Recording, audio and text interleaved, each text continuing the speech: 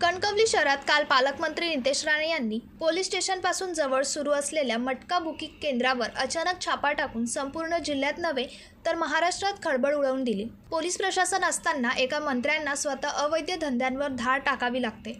हे पोलीस प्रशासनाचं अपयश जनतेसमोर उघडे पडले आहे। आता तरी पोलीस यंत्रणांना उरली सुरली इज्जत झाकायची असेल तर अवैध बेकायदेशीर धंद्याविरोधात कारवाई करतील अशी जनतेची अपेक्षा आहे।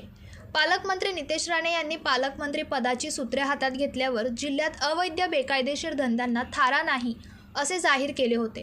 पोलिसांनी याची वेळेत जर दखल घेतली असती तर आज पोलिसांचे वस्त्रहरण झाले ते वाचले असते। जिल्ह्यातील मोठा मटका बुकी महादेव रामाकांत घेवारी यांच्या गोडाऊनवर मटका कलेक्शन सुरू असताना पालकमंत्र्यांनी धाड टाकली। या कारवाईत संशयित आरोपी म्हणून पोलिसांनी 12 जणांवर गुन्हा दाखल करून बेड्या ठोकण्यात आल्या आहेत। जिल्ह्यात सुरू असलेले अवैध बेकायदेशीर धंदे बंद झालेच पाहिजे अशा सक्त सूचना पोलीस प्रशासनाला पालकमंत्री नितेश राणे यांनी दिल्या आहेत।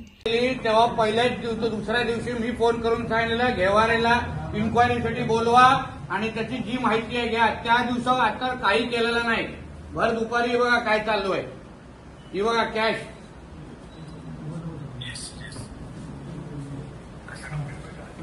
काय तुमच्या लोकांच्या पंकज मडे, जनशक्ती, सिंधुदुर्ग।